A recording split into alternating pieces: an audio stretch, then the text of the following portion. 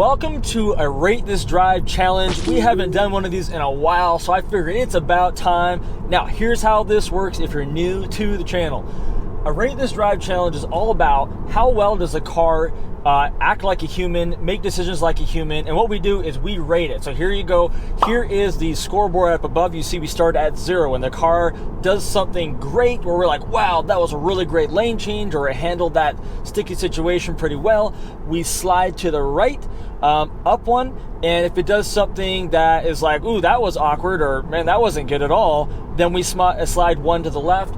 And anytime that I have to actually take over autopilot, which means I take it out of autopilot, we go down 2 points. And the idea is we want to be neutral or positive, obviously. Now, if you're unfamiliar with how a Tesla works, the way you know if I've had to take it out of autopilot or not is if this blue steering wheel goes away. It's no longer blue. If it's blue, that means I'm still in autopilot and it's functioning on its own. So what we look for are lane changes. We look for how well it handles lane merges. We look for staying out of the fast lane. And if it does go in the fast lane, does it get over in a reasonable time? And again, a lot of this is all my opinion. So what I ask you guys to do is, if you agree with me, tell me. If you disagree with me, tell me where I'm wrong. There's just a lot of opinion in here because we all drive differently. It's just a ton of fun from that standpoint. So I'm on a 47-mile drive, but don't worry, this is not going to be a 47-mile test. We'll take it maybe about 15 miles, and we'll just kind of rate it on that stretch. So one thing I'm going to do right now is I'm going to put the speed limit up to 5 over the speed limit. And one of the easy ways of doing that inside when you're on autopilot is just a quick flick on the right knob here, right wheel, and that'll jump right up 5. If you go slow, it'll go up 1, 2, 3, but if you do it fast, it'll go up 5. So right here, we're doing a lane change, and you guys can see that there is no one really behind me, lots of room for the car. Now, one thing that's nice about the autopilot system and the visualizations on the autopilot on the Tesla is you can really spin it around and see where all the cars are. So you can see where the next car is back there, and it just really does a great job letting you know what the car is seeing. So then you let your finger off of it, and then the animation will pull you back in here and just really get it back to where it was before you messed with it. So what we're going to be looking for next is how soon the car gets back out of the fast lane. There's no urgency here. We've got cars in front of us that are going under our max speed of 65. Obviously, in the slow lane, they're going much lower than that. So I wouldn't expect it to get over unless there was a large gap in the slow lane to make us do that. And here's the thing about it is when you set your max speed at 65, it's not going to let us get over until it's going to make us get over every time that it sees the car in front of us is keeping us below it. And I have my car set at average lane change right now. So what that means is that, turn this off. What that means is that it is going to change. It'll let me slow down a little bit, I guess what I'm trying to say. Whereas like Mad Max mode, before you slow down at all for the car in front of you, it's going to get you over. So it's a lot more changing lanes than you normally would do. Like this guy's got us, we're kind of pinned between two cars right now. We got this guy on the side going 60, about same as us, 58. Not even going the speed limit, he's going like 57. We're actually creeping on him. And the guy in front of us is going more. So what I'm going to do is I'm going to actually knock it for this 1 point. And then what I'm going to do is I'm going to come up here and I'm going to go accelerate. I'm going to do a manual lane change. So it's doing this all on its own here. And we're going to get around this guy. So I am telling it to do this right now. So now I've released the accelerator and it's going. Now, I'm not sure. Autopilot is not designed to get you out of the fast lane to pass somebody in the fast lane. At least not yet. It's only going to change lanes into the fast lane if you're going too slow in the slow lane.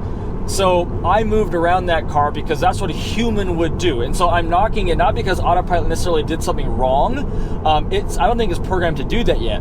I'm knocking at 1 point because it's a human would have done that, and autopilot right now doesn't do that, or it didn't do that. So that's why it's down to -1 right now. So, but don't worry, it'll earn itself back. Autopilot does so many great things. It'll come back. But at least this way we're not, messing up the flow of traffic and that sort of thing, being stuck in the fast lane. And so we'll let this thing go here for a while straight, and we'll jump in out of fast forward as soon as the next event occurs.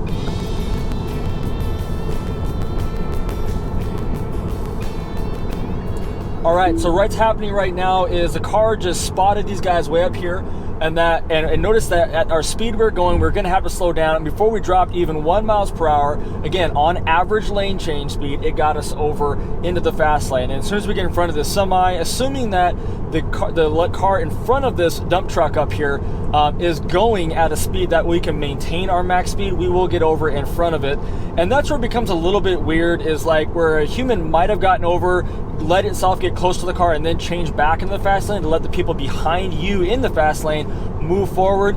Autopilot won't do that. It will only get over in front of this dump truck if the car in front, even if it's way up there, is going fast enough for us to maintain our max speed. So that's a part that's a little bit weird. It's like right now we're going to jump right over. You can see that at the point we're getting over, we're fairly good distance in front of that truck.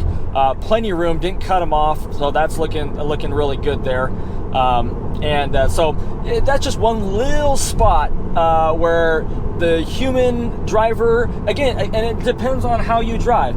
I personally never stay in the fast lane unless I'm passing someone. So even if the car way up in the slow lane is going, slower than I'm going to be, I'll still go in there for 30 seconds, let the people behind me in the fast lane pass me, and then get over. Where again, the car won't do that if the radar senses, and it goes 160 meters, I believe, ahead. That if it senses it's going slower, it won't get in the slow lane. It'll keep traffic piling up behind you, the way it stands right now, until it sees a wide open lane in that slow lane. So that it's not the end of the world. It's just what it is.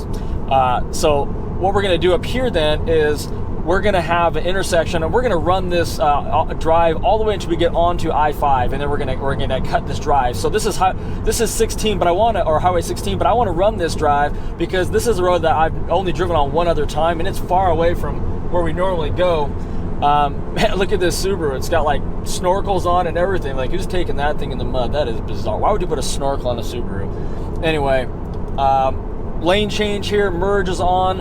It keeps us nice and centered inside our lane. It did come over a little bit, but it's mostly doing really well there. I am going to actually give it a positive rating for that last lane change we did see back there, because it didn't let us slow down before it got over where right now it is. See, we're now down 3 miles per hour below where our max speed is. Now we're 4. So, if we were in Mad Max mode, we would definitely be getting over, but average will sometimes let you do this, but normally it doesn't. Like right now we should be getting over. I wonder sometimes if it's not because it sees these cars back here, but see, now it's telling us to go. So our blinker's on, but we're not going because it knows that these cars are back here. You can see that they've made them red. And so even though we want to go and the blinker's on, it's not going to let us go until it sees an opening. But what it might do is jump over real quick right here. Right there, yeah, it did. Excellent job. Wow, that's good. I'm gonna give it another one. See, that's what I think super impressive about the lane change ability of the autopilot system, is it may wait a minute to let the car behind you catch up. Whoa, okay, so that's a knock on it. We just did another brake check right there. We're gonna go down back to -1 again.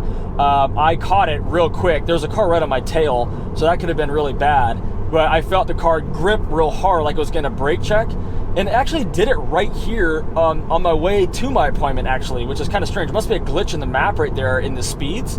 I think that's what must have made that actually come down. But again, human wouldn't do that. Super weird. So it goes down a point. And keep in mind, you guys, as I'm rating this, ooh, great job getting over. Look at how right there, we just passed the car and it gets over.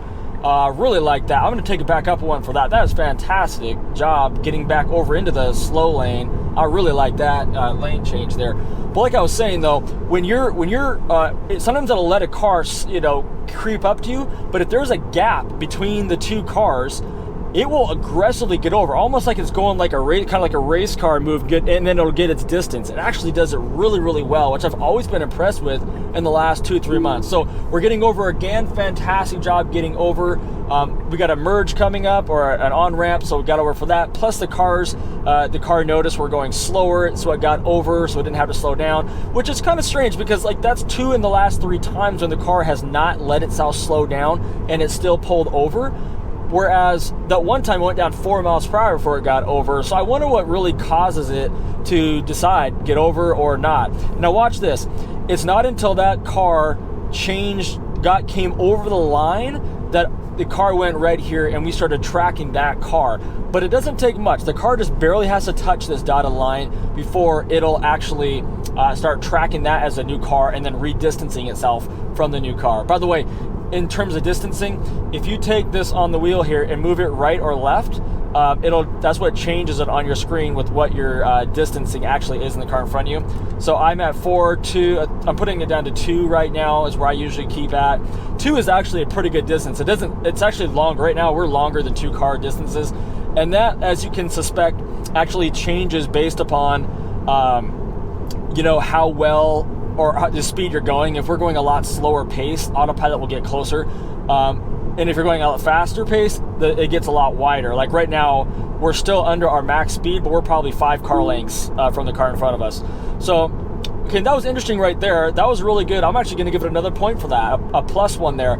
We were due to go behind. It said it was going to lane change behind the semi, and then it changed its mind. And that's one thing I love about the autopilot system is it can correct itself. It doesn't commit to what it originally starts to do, which is what it used to do like 6 months ago.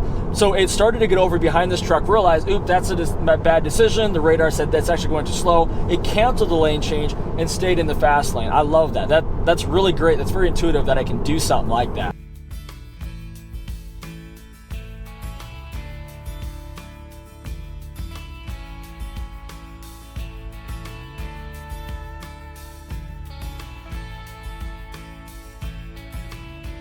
Okay, see, here's where I'm gonna have to fight it here. So it's wanting me to get into the carpool lane. Look at that. See that? It put the gray line in there.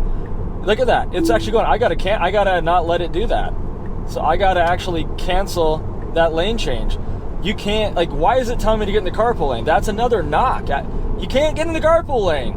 Now, what's interesting about that, though, and this is where future autopilot improvements are going to come. I mean, maybe they're going to use this camera. I'm assuming that's what the camera's going to eventually do, because if I had 2 people in the car, I would have been okay with it telling me to get in the carpool lane. That would have been okay. But 2 things happened there. One that showed us is that the car doesn't care that it's a solid line. It was still going to go over the solid line. So that's, I think, a good thing, because it needs to be able to do that. But the second thing is, it doesn't know that I'm by myself in the car right now, which if I would have gotten in that would have been illegal. So that's interesting, because we're going to have to see that improvement come before full self-drive is truly full self-drive. But yeah, for now, because a human would not have done that legally, we're going to knock that a point and coin that as a future needed improvement on the drive. And now you've noticed that we've stayed inside this fast lane now for probably 5 miles, maybe longer. And that's okay, because we are still moving with traffic and we're not holding anybody up and we're going faster than the other lanes. So that's a good thing. Now, I am curious, and the reason why I wanted to take this drive to this extreme, this far, all the way to I-5, is because when I came to my appointment, and you guys might have seen it on the last driving video about how good autopilot is in 2020, is it would not take the merge onto this exit. It wouldn't change. It let me drive straight past it. It told me it needed to, and it got to the far right lane on I-5, but it wouldn't actually take the exit. But it used to do it. It just didn't on this one. So I want to see if it'll actually take the exit to get onto I-5 here, and maybe hope that last thing was just a fluke thing. But if it doesn't do it here, then we know that there's some change in the autopilot system somewhere that's not allowing it to do it. Like, wow, big brake check right there. This truck did go red in my peripheral. Like, when it was right here, it went red. So I thought it was, what happened was, and I'm not going to knock autopilot for it because I don't know clearly if the car messed up or was just trying to be safe, but I think it thought that the car was coming in hot like this around and was going to let it get in front of us, which if that's what it was doing, that's actually a good thing. So I'm not going to knock it for that, because again, see, we're braking again there. Oh, because of this guy. Look at how there's 4 cars that are dark gray here that it's tracking. So I think it thought this guy again was getting over. And that's something that I haven't noticed before in other updates, but I've seen it a lot in this update, is it's really, really alert to what these cars are doing. Like right now, you can see the cars accelerating, slowing down. It's like it's jerking because it keeps thinking these guys are going to pull over when they're not. They're not even got their blinkers on. They're not even coming close to the line. I don't like that. That is really uncomfortable on the driver and the passengers of this car. I could understand if their blinkers are on and somehow it could detect it, which it can't right now for that, or if they were touching the line, but they're not. So that's a little where you know what, guys? Oh man, you guys tell me, should I have knocked it right there for that kind of a thing, or should we say, you know what, car, you're being safe, you're maybe overacting a little bit, but we'd rather you do that than the alternative. What do you guys think there? Okay, so we're getting ready for the exit. We're 0.4 miles away. It is telling us we need to be in the far left lane, which we are in, so that is good. Let's see if it takes this exit. If it does, I'll be very happy, very, very happy indeed. So let's see here. We're getting there. We're in the right lane, going the right speed. 0.2 miles, 0.1 miles. Are we going to make it? Oh, you know what? The thing is here is that this actually just turns right into I-5 North. So it doesn't actually have to, well, I guess it does physically have to make the change. It did put the blinker on, which it didn't have to. That's what's funny about this change. It didn't have to put the blinker on there because the road just turns into it, but it did anyway. Here's the other thing, is the speed limit here is 40 miles an hour, and it's got us set at 55. And so it is slowing down. So I'm not doing anything right now. The car is completely driving. It's done all this on its own, in fact, since we started this drive, which is pretty great. But we're still set now at 65. So we're actually going at 25 miles an hour over the speed limit. So the car did not drop itself down around there, which I'm actually okay with. I think that's more of a suggested speed. No one would ever be going 40 miles an hour right here. That would be insanely dangerous to everybody else. So now it switched back to 60. I don't know if that's more of a, just a, yeah, because we're on that on-ramp, it's suggesting it. Like right now it's saying 50 miles an hour currently. So we're going to see that hopefully right now drop down to 50. After this is where I'm going to end the drive. Is it going to get to 50? Is the map going to adjust it? It is not. And so we're back at 60 miles an hour, because that's what I think is posted here. It's just, there's been a lot of construction. So anyway, guys, thanks for watching another Rate This Drive. Don't forget to leave your comments down below. Don't forget to like this video. That helps it just circulate and get out there more for people who are looking to learn more about autopilot. If you're new to this channel, almost everything I do on this channel is all about educational. We test out products, we give away products, we get discounts for you guys. Anything I can do to help you better love and learn your Tesla. Thanks for watching. I'll see you guys on the next one.